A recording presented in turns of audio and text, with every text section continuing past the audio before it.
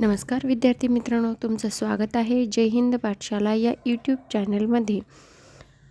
आज आपण महाराष्ट्राच्या शॉर्ट नोट्स पाहत आहोत.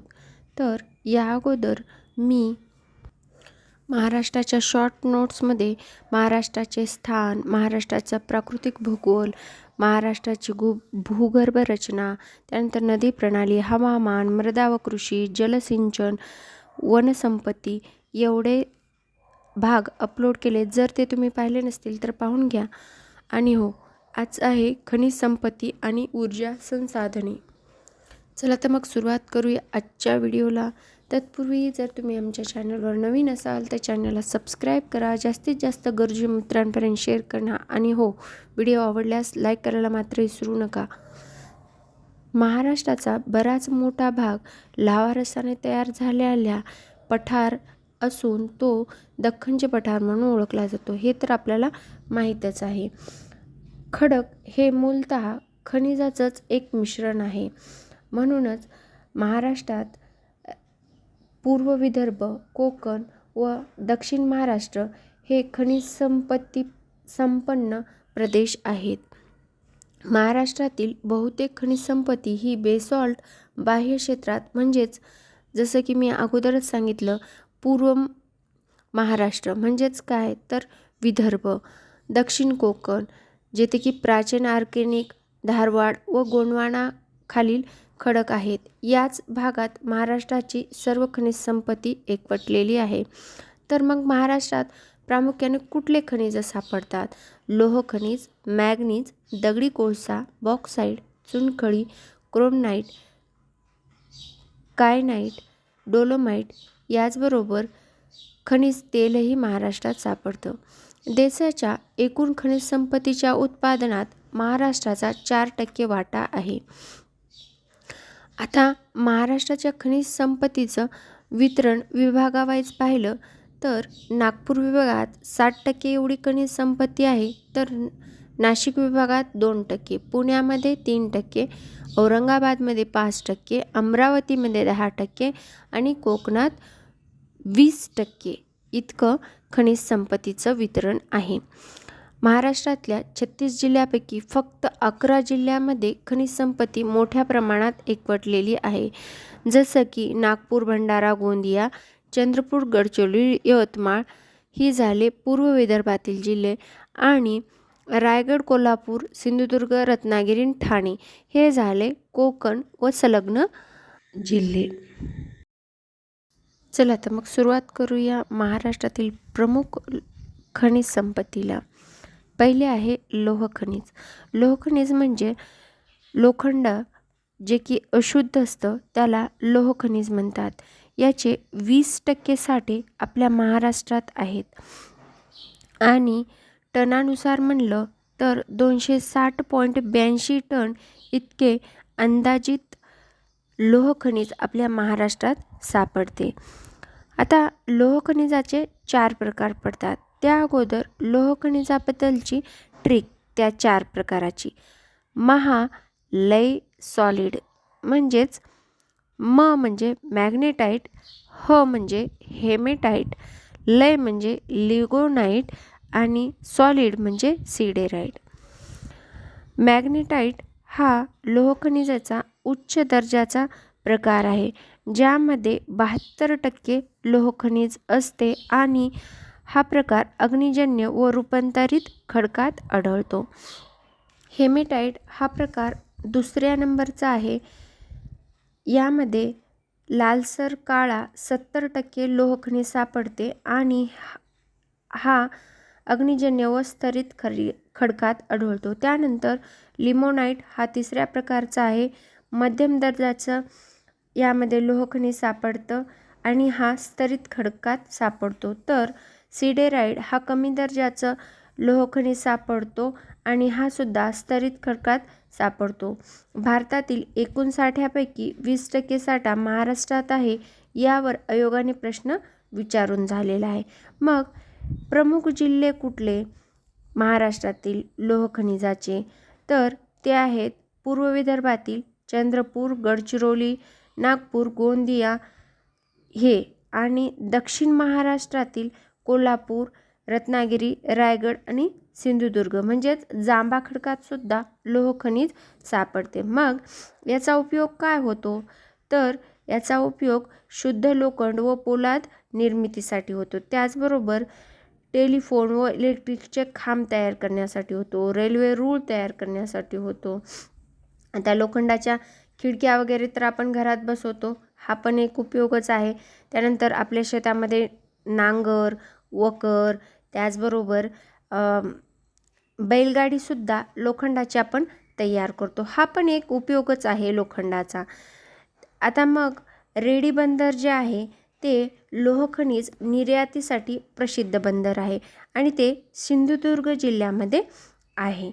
आता जिल्ह्यामधल्या कुठल्या तालुक्यात किंवा कुठल्या गावात लोह खनिजाच्या खाणी आहेत यावर सुद्धा आयोग प्रश्न विचारतो. तर चंद्रपूर जिल्ह्यात लोहारा तालुका ब्रह्मपुरी, असोला तालुका राजूर, कुसबी व पिंपळगाव तालुका चिमूर या गावामध्ये चंद्रपूरमध्ये लोह खनिजाच्या खाणी आहेत. गडचिरोलीमध्ये देऊळगाव तालुका आरमोर आणि सूरजगड तालुका एट्टापल्ली.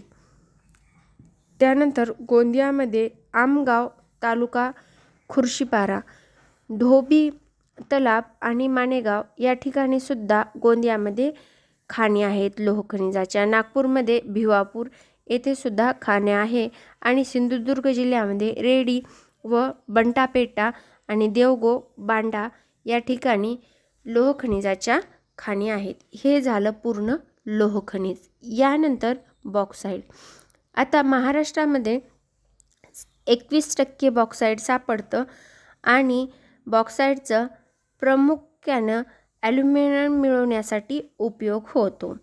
मग टनामध्ये पाहिलं तर 126.93 दशलक्ष टन एवढं महाराष्ट्रात बॉक्साईड सापडतं.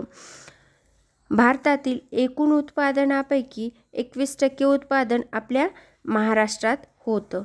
मग या ॲल्युमिनियमचा म्हणजेच बॉक्साईडचा ॲल्युमिनियम तयार करण्यासाठी तर उपयोग होतोच. मग याचे आणखीन काय उपयोग आहेत? तर ॲल्युमिनियमपासून विद्युत उपक्रमे, त्याचबरोबर विजेच्या तारा तयार करणे, गृह उद्योगी भांडी, यंत्रसामुग्री, विमान व विमानाचे सुट्टे भाग, सिमेंट, लोहपोलाद इत्यादी उपयोगात बॉक्साईड किंवा बॉक्साईडपासून मिळवलेलं ॲल्युमिनियम यांचा उपयोग होतो. महाराष्ट्रात 2019-20 या आर्थिक वर्षात बॉक्साईडचे उत्पादन 6.90 लाख टन झाले आहे. त्यामुळे उत्पादित मूल्य 63.6 कोटी रुपये आहे. जगात बॉक्साईडच्या उत्पादनात भारताचा 5वा क्रमांक, तर भारतामध्ये ओडिसाचा पहिला क्रमांक येतो. मग याच्या प्रमुख खाणी कुठं आहेत? तर याच्या प्रमुख खाणी कोल्हापूरमध्ये शाहूवाडी, त्यानंतर राधानगरी, चंदनगड, रायगडमध्ये मुरुड, रोहा, वर्धन, त्यानंतर सांगलीमध्ये शिराळा, त्यानंतर सिंधुदुर्गमध्ये आंबोली घाटात, त्यानंतर सातारामध्ये कृष्णा आणि कोयना नद्यांच्या खोऱ्यात, रत्नागिरीमध्ये दापोली, त्यानंतर मंडळगड, त्यानंतर राणापूर या ठिकाणी आणि त्याचबरोबर रत्नागिरीच्या पायथ्याशी असणाऱ्या आंबा घाटात सुद्धा बॉक्साईडच्या खाणी आहेत. त्यानंतर नगरमध्ये नानर या ठिकाणी सुद्धा बॉक्साईडची खाण आहे. तर पालघरमधल्या तुंगार टेकड्याच्या पायथ्याशी सुद्धा बॉक्साईडच्या खाणी आहेत आणि पालघरमधल्या तुंगार टेकड्यावर आयोगाने प्रश्न विचारलेला आहे. ही झाली पूर्ण बॉक्साईडची माहिती. यानंतर चुनखडी, जी की 9% आहे महाराष्ट्रामध्ये आणि उत्पादन 2% करतं महाराष्ट्र भारताच्या एकूण उत्पादनापैकी. आणि चुनखडी ही विंध्ययन खडकात सापडते. मग हिचा उपयोग काय होतो? तर हिचा उपयोग सिमेंट उद्योगात होतो. त्याचबरोबर लोह व पोलाद उद्योगात फ्लाक्स म्हणून सुद्धा हिचा उपयोग होतो. तसेच कागद, कापड व साखर उद्योगात सुद्धा चुनखडीचा उपयोग होता. मग हिचे प्रमुख साठे कुठे आहेत तर यवतमाळ, चंद्रपूर, नागपूर, गडचिरोली. आता यातल्या स्पेसिफिक यवतमाळमध्ये वणीमध्ये, त्याचबरोबर मांजरी, वंजारी, राजूर, केळपुरी इत्यादी तालुक्यात सापडतात. तर चंद्रपूरमध्ये राजुरा, वडोदा, नायगाव, एकोडी या तालुक्यात सापडतं. नागपूरमध्ये रामटेक व सावनेर या तालुक्यात सापडतं. तर गडचिरोलीमध्ये देवलमारी आणि काटेपल्ली या तालुक्यामध्ये सापडतं. चुनखडक ह्या मॅप थ्रू लक्षात ठेवायचं म्हणजे जास्त काळ लक्षात राहील. आणि यानंतर आपण क्रोमाइड पाहूया. क्रोमाइड हे काळसर रंगाचे असणाऱ्या या खनिजापासून क्रोमियम व त्यांचे संमिश्र काढले जाते. क्रोमाइडचे राज्यातील साठे सामान्यतः भारतातील एकूण साठ्यापैकी 10% आहे. यावर आयोगाने प्रश्न विचारून झालेला आहे. महाराष्ट्रातील क्रोमाइडचे साठे सामान्य दर्जाचे आहेत आणि ते टनामध्ये पाहिले तर 0.661 दशलक्ष टन एवढे आहे. मग याचा उपयोग काय होतो तर क्रोमाइडचा उपयोग हा रसायन व धातू उद्योग आणि किमती खड्यावर म्हणजे जसं की हिरा, मोती असते त्यांच्यावर प्रक्रिया करण्यासाठी याचा उपयोग होतो. यावर सुद्धा आयोगाने प्रश्न विचारलेला आहे. मग याची प्रमुख साठे कुठे भेटतात तर सिंधुदुर्ग, भंडारा आणि नागपूरमध्ये फक्त टका या ठिकाणी भेटतात आणि भंडाऱ्यामध्ये पोनी या ठिकाणी भेटतात. तर कणकवली, जालनवली, वागदे या ठिकाणी सिंधुदुर्गमध्ये साठे भेटतात. यानंतर आपण दगडी कोळसा पाहूया. दगडी कोळसा म्हणजे जलजन्य व स्तरित खडकाचा एक प्रकार आहे. त्याची निर्मिती ही वनस्पती दबल्यामुळे होत असते, वनस्पती जमिनीत गाडल्यामुळं. म्हणूनच त्याला जमिनीतलं सूर्य असं सुद्धा म्हटलं जातं. मग या दगडी कोळशाचे किती प्रकार पडतात तर दगडी कोळशाचे तसे मुख्य 4 प्रकार पडतात. पण एकदम निकृष्ट दर्जाचं कॅनल नावाचं 5वं प्रकारसुद्धा दगडी कोळशाचा पडते. मग हे 4 प्रकार कुठले आहेत तर सर्वात उत्कृष्ट असा अँथ्रासाइड आहे. त्याचं 95% कार्बनचं प्रमाण असतं आणि हे उत्तम इंधन म्हणून वापरलं जातं. त्यानंतर बिटुमिनस हा दुसऱ्या किंवा मध्यम प्रतीचा कोळसा असतो.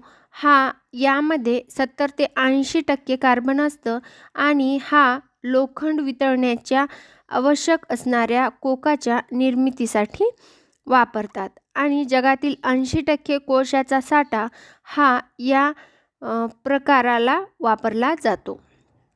यानंतर तिसऱ्या नंबरचा आहे लिग्नाइट. हलक्या प्रतीचा असतो. यामध्ये 40% कार्बन असतं. मग हा कुठं वापरला जातो तर तेल शुद्ध करण्यासाठी किंवा वीज निर्मितीसाठी वापरला जातो. यानंतर सगळ्यात निकृष्ट दर्जाचा म्हणजे पीठ, ज्यामध्ये 40% पेक्षा कमी कार्बन असतं, जो की घरगुती वापरासाठी असतो किंवा मग ते डांबर बनवण्यासाठी वापर केला जातो. आणि याच्यापेक्षाही निकृष्ट दर्जाचा कोळसा आपला असतो जो की कॅनल म्हणतात. हा अत्यंत निकृष्ट दर्जाचा कोळसा असतो आणि देशात एकूण दगडी कोळशाच्या साठ्यापैकी 4% साठे आपल्या महाराष्ट्रात साठतात. ही मात्र खूप महत्त्वाची लाईन आहे, लक्षात ठेवायची. दगडी कोळशाच्या एकूण साठ्यापैकी 4% साठे हे महाराष्ट्रात सापडतात. मग टनाच्या हिशोबानं पाहिलं तर महाराष्ट्रात किती टन साठे सापडतात तर 5,553 कोटी टन इतके साठे आपल्या महाराष्ट्रात सापडतात. आणि महाराष्ट्रात सापडणारा कोळसा हा उच्च व मध्यम प्रतीचा कोळसा आहे. मग याचा उपयोग काय होतो तर कोळशाचा उपयोग आपल्या महाराष्ट्रामध्ये औष्णिक विद्युत केंद्रात वीज निर्मितीसाठी केला जातो. त्याचबरोबर रेल्वेमध्ये सुद्धा इंधन म्हणून याचा उपयोग केला जातो आणि डांबर तयार करण्यासाठी सुद्धा कोळशाचा उपयोग केला जातो. मग याच्यातल्या प्रमुख खाणी कुठं आहेत? सगळ्यात जास्त 70% साठे हे बल्लाळपूर चंद्रपूरमध्ये आढळतात आणि त्यानंतर धुगुस, वरेरा आणि चांदा वर्धा खोऱ्यामध्ये सुद्धा याचे चंद्रपूर जिल्ह्यात साठे आढळतात. त्यानंतर नागपूरमध्ये पटना, सांगवी, सिलेवारा, कामठी, उमरखेड, आंबा नदीच्या खोऱ्यातसुद्धा यांचे साठे सापडतात. त्याचबरोबर यवतमाळमध्ये वणी येथे वर्धा खोऱ्यामध्ये दगडी कोळशाचे साठे सापडतात. यानंतर मॅग्नीज हे भारतातील एकूण साठ्यापैकी 40% साठे महाराष्ट्रात सापडतात. यावर आयोगाने प्रश्न विचारलेला आहे, त्यामुळे लक्षात ठेवायचं. नागपूर व भंडारा या जिल्ह्यातील मॅग्नीजचे साठे प्रामुख्याने सौसर व साकोली या धारवाड श्रेणीच्या प्रस्तर समूहात आढळतात. महाराष्ट्रातील मॅग्नीजचे साठे क्वार्ट्झाइट, शिस्ट, निष्ठ व गोंडवानामाइट या प्रकारच्या खडकामध्ये आहेत. मग या खडकाला मॅग्नीजचे प्रमाण 40 ते 45% इतके असते. मग मॅग्नीजचा उपयोग काय होतो? तर मॅग्नीजचा उपयोग हा ओतीव लोखंड तयार करण्यासाठी, तसेच रंग, रसायने, काच, बॅटरी, सेल इत्यादी तयार करण्यासाठी होतो. मग याच्या प्रमुख खाणी कुठं आहेत? तर याच्या प्रमुख खाणी पूर्व विदर्भामध्ये नागपूर आणि भंडारा आणि कोकणामध्ये सिंधुदुर्ग या ठिकाणी प्रमुख खाणी आहेत. तरी पण आपल्याला एखादी वेळेस आयोग तालुक्याचं ठिकाण विचारू शकतं, म्हणून नागपूरमध्ये कानन व पेंच नदीच्या खोऱ्यात रामटेक व सावनेर, त्याचबरोबर गुलहडोह या ठिकाणी नागपूरमध्ये मॅग्नीजचे साठे सापडतात. त्यानंतर भंडारामध्ये तुमसर, कानन व तुमसर फेरे मॅग्नीजचे कारखाने आहेत. त्यानंतर सिंधुदुर्गमध्ये सावंतवाडी, वेंगुर्ला, कणकवली इथे मात्र हलक्या प्रतीचं मॅग्नीज सापडतं, जे की फोंडा घाटात आहे. त्यानंतर कायनाईट. आता कायनाईट हे महाराष्ट्रामध्ये भारताच्या एकूण उत्पादनापैकी 15% सापडतात आणि टनाच्या हिशोबानं पाहिलं तर 3.20 दशलक्ष टन इतकं कायनाईट आपल्या महाराष्ट्रात सापडतं. मग याचा उपयोग काय होतो? तर याचा उपयोग हिऱ्याला पैलू पाडणं, म्हणजे जे असं वेगवेगळ्या प्रकारचे हिरे तयार करताना त्याला फोडून व्यवस्थित आकार दिला जातो, म्हणजेच त्याला पैलू दिले जातात. म्हणजे आकार देणं म्हणजेच त्याला म्हणलं यांनी पैलू देणे. त्याचबरोबर काच सामान तयार करण्यासाठी, रसायन उद्योगासाठी, सिमेंट उद्योगासाठी, विजेचे उपकरणं तयार करण्यासाठी, एवढ्यासाठी कायनाईटचा वापर होतो. मग याच्या प्रमुख खाणी कुठं आहेत? तर भंडाऱ्यामध्ये साकोली, पोहरा, देहेगाव, पिंपळगाव, दुधला पार्टी या ठिकाणी भंडाऱ्यामध्ये याच्या प्रमुख खाणी आहेत. हा एकच जिल्ह्यामध्ये भंडाऱ्यामध्ये भेटतो. लक्षात ठेवायचं, कायनाईट भंडारा एकच जिल्हा आणि त्याच्यातले तालुके मात्र 5 आहेत: पिंपळगाव, देहेगाव, पोहरा, साकोली, दुधली आणि पारडी. यानंतर डोलोमाइट हा आपल्या महाराष्ट्रात अगदी कमी म्हणजे 1% भेटतो आणि रंगही नसतो. त्याचबरोबर सफेद अथवा गुलाबी रंगाचं खनिज आहे हे, आणि यात कॅल्शियम, मॅग्नेशियम कार्बोनेट असतं. त्याचबरोबर यापासून मॅग्नेशियम व त्याचे संमिश्र काढले जातात. हा कुठे भेटतो? तर प्रामुख्याने सासर प्रस्तर समूहात हा भेटतो. मग याचा उपयोग काय होतो? तर 90% उपयोग हा लोह पोलाद निर्मितीकरता केला जातो आणि 10% उपयोग हा खत कारखान्यात फ्लश म्हणून केला जातो. मग याच्या प्रमुख खाणी कुठं आहेत? तर विदर्भामध्ये नागपूर व यवतमाळ या ठिकाणी आहेत, तर दक्षिण कोकणात रत्नागिरी येथे आहेत. त्याचबरोबर आपल्या महाराष्ट्रात खनिज तेलसुद्धा भेटतं. महाराष्ट्राच्या पश्चिम किनारपट्टीला असणाऱ्या अरबी समुद्रात मुंबईस पश्चिमेस 176 किलोमीटर अंतरावर 4 फेब्रुवारी 19 1974 साली मुंबई हा येथे तेल क्षेत्राचा शोध लागला आणि हे तेल 5.5 कोटी टन साठे एवढे आपल्या महाराष्ट्रात सापडले. मग या तेल क्षेत्रातून खनिज तेल तसेच नैसर्गिक वायू तर मिळतोच, पण खनिज तेल व नैसर्गिक वायू उरण येथे आणला जातो व त्याचं तिथे शुद्धीकरण केलं जातं. त्यानंतर तांबेसुद्धा आपल्या महाराष्ट्रात भेटतात आणि त्याचा उपयोग आपण अलोह धातू म्हणून करतो आणि याचे साठे 7.70 दशलक्ष टन इतके आहेत. आणि मग कुठं आहेत ते साठे, तर चंद्रपूर, नागपूर या ठिकाणी आहेत. आणि टंगस्टनसुद्धा आपल्या महाराष्ट्रात भेटतं, ते फक्त आणि फक्त नागपूर येथे भेटतं.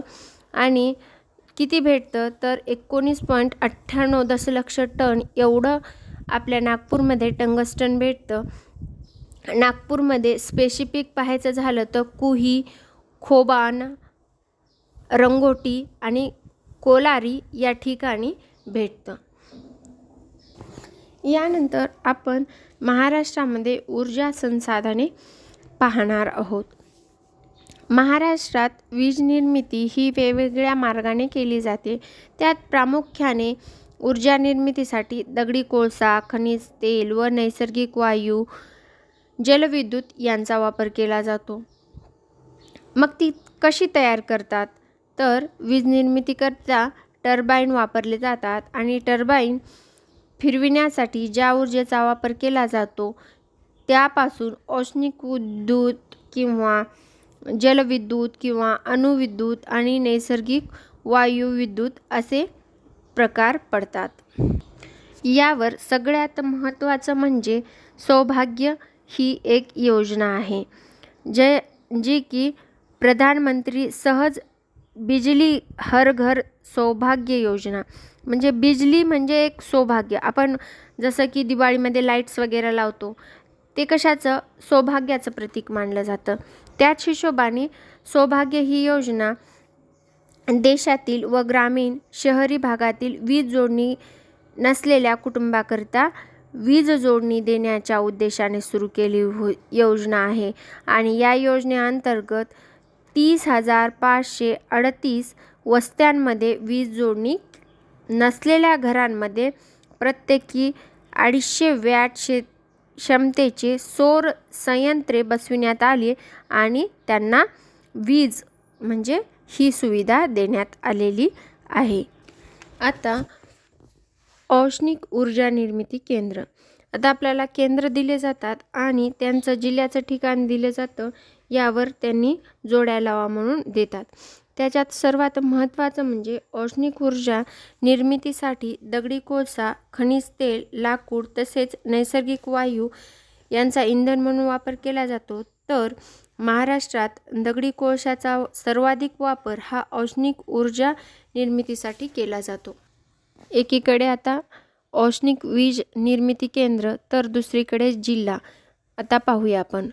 चोला ठाणे, एकलहरे नाशिक, फेकरी भुसावळ, परळी बीड, पारस अकोला, कोराडी नागपूर, खापरखेडा नागपूर, चंद्रपूर बल्लाळपूर चंद्रपूर, तुर्भे ज्याला ट्रॉम्बे म्हणतात मुंबई उपनगरात आहे, डहाणू पालघर आणि तिरोडा चंद्रपूर. यानंतर जलविद्युत. जलविद्युतामध्ये सर्वात महत्त्वाचं म्हणजे कोयना जलविद्युत प्रकल्प हा कृष्णा नदीच्या उपनदी कोयना यावर उभारला असून या धरणाच्या जलाशयास शिवसागर या नावानं ओळखलं जातं. मग कोयना नदीचे पूर्वेकडील वाहणारे पाणी पश्चिमेकडे वळविले जातात आणि चिपळूण तालुक्यात पोकळी येथे एक मोठा वीज निर्मिती केंद्र उभारलेलं आहे. मग आता आपण परत एकदा जलविद्युत निर्मिती केंद्र, नदीचं नाव आणि जिल्हा अशा जोड्या लावा येत असतात आपल्याला. तर कोयना नदीवर आहे, ते आहे सातारा आणि रत्नागिरी ह्या 2 जिल्ह्यांमध्ये. त्याचबरोबर भीरा अवजल प्रवाह हा आहे कुंडलिका नदीवर रायगड जिल्ह्यात. त्यानंतर भातसा भातसा नदीवर आहे आणि तो आहे ठाणे जिल्ह्यात. तिलारी नदीवर आहे आणि तो आहे कोल्हापूर जिल्ह्यात. तेरवांडे मेंढे हा खिल्लारी नल्ला या नदीवर आहे सिंधुदुर्ग. सूर्या प्रकल्प आहे सूर्या नदीवर ठाणे जिल्ह्यात. त्यानंतर राधानगरी प्रकल्प राधानगरी नदीवर कोल्हापूरमध्ये आहे. त्यानंतर भाटघर हा प्रकल्प नीरा नदीवर पुण्यामध्ये आहे. त्यानंतर वीरा हा प्रकल्प नीरा नदीवर साताऱ्यात आहे. पवना हा प्रकल्प पवना नदीवर पुण्यामध्ये आहे. खडकवासला हा आंबी नदीवर पुण्यामध्ये आहे. कन्हेर वेण्णा नदीवर सातारा. धोम कृष्णा नदीवर सातारा. माणिकडोह कुकरी नदी पुणे. त्यानंतर डिंभे घोड नदीवर पुणे. दूधगंगा नदी कोल्हापूर. त्यानंतर उजनी भीरा सोलापूर. वैतरणा किंवा अळवंडी नदीवर नाशिक. वैतरणा पायथा विद्युतगृह हा वैतरणा नदीवर नाशिकमध्ये आहे. घाटघर हा प्रवरा नदीवर अहमदनगरमध्ये आहे.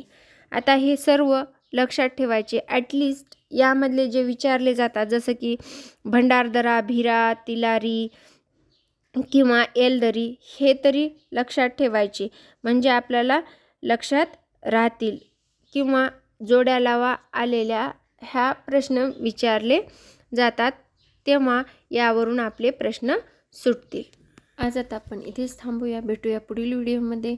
यानंतर कुठल्या विषयाच्या तुम्हाला शॉर्ट नोट्स पाहायला आवडतील हे मला कमेंट बॉक्समध्ये सांगा. आणि हो, आता आपल्याला महाराष्ट्र भूगोलातला सगळ्यात महत्त्वाचा म्हणजे लोकसंख्या हा एकच टॉपिक राहिला आहे. तो कवर केल्यानंतर आपण पूर्ण महाराष्ट्राच्या शॉर्ट नोट्स अपलोड केलेल्या आहेत. जर ते तुम्ही पाहिल्या नसतील तर पाहून घ्या. आणि हो, व्हिडिओ शेवटपर्यंत पाहिल्याबद्दल धन्यवाद. महत्त्वाचं म्हणजे चॅनलला